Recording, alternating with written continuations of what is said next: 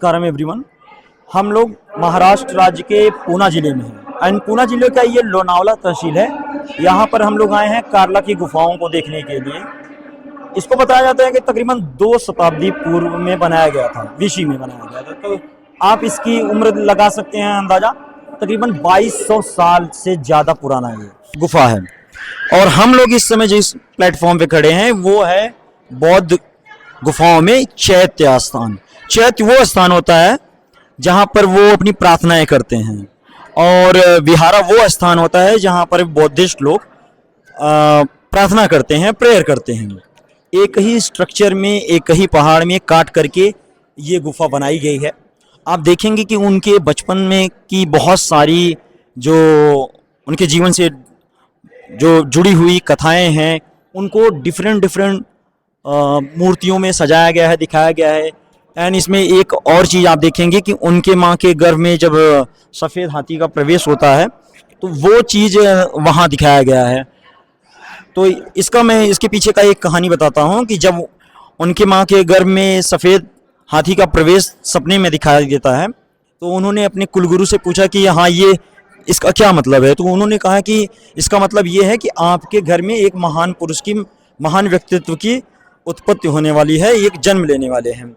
And आप देखेंगे कि बहुत सारे डिस्क्रिप्शन वगैरह लिखे गए हैं, इनको कॉम्प्रीहेंड वगैरह नहीं किया गया है। मे भी इसको स्टेट ऑफ महाराष्ट्र या गवर्नमेंट ऑफ इंडिया ओन करती है। 20 रुपये के हमने टिकट ली है। उसके बाद भी अगर मैं इसकी कुछ नेगेटिव पॉइंट्स ये बताऊं कि इतने सारे स्क्रिप्चर्स वगैरह लिखे गए हैं, क्या इसका मतलब है। मे भी इसको एक बोर्ड के द्वारा दिखाया जा सकता था कि हाँ, ये चीज़ लिखा गया है, तो इससे मुझे बेहतर समझ मिलती, बेहतर जानकारी मिलती। जैसे हम जैसे विद्यार्थी जो पढ़ने लिखने वाले हैं, कह सकते हैं, बहुत क्यूरियस रहते हैं कि ऐसी चीज़ें जो स्क्रिप्चर्स वगैरह लिखी गई हैं इसका क्या मतलब है। मे भी कुछ एनजीओ या government of India, government of Maharashtra आगे आना चाहिए और ये क्या लिखा गया है एक सैलानी अगर देखेगा तो 20 रुपये की जो टिकट होगी उसकी वर्थ इट होगी। 2री शताब्दी मतलब 2 बीसी पूर्व में ये गुफा बनाई गई है। कार्ला की गुफाएं हम लोग इस समय हैं।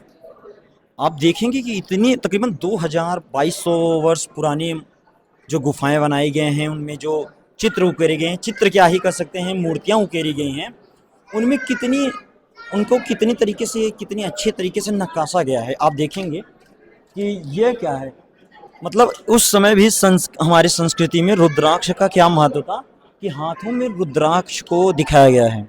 और ये संभवतः जब आप 50-60 साल पुरानी सभ्यताओं में क्या ही कह सकते हैं, अपनी यादों में जाएंगे तो महिलाएं गांव में चांदी का कड़ा पहनती थी। नॉर्थ में ऐसा होता था, साउथ में आज भी होता है।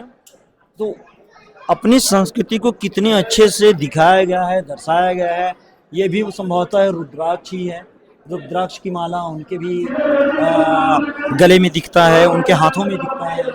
और आप देखेंगे ये संभवतः मेरी जहाँ तक समझ कहती है कि राजकुमार सिद्धार्थ गौतम बुद्ध बनने से पहले की उनकी चित्र है, पहले से दिखाई गई, क्योंकि उनके सिर पे मुकुट वगैरह भी है। और सिर पे मुकुट का मतलब यह है कि वो अभी राजकुमार हैं, उनका राज सिंहासन चल रहा है और वैराग्य अभी तक नहीं हुआ है।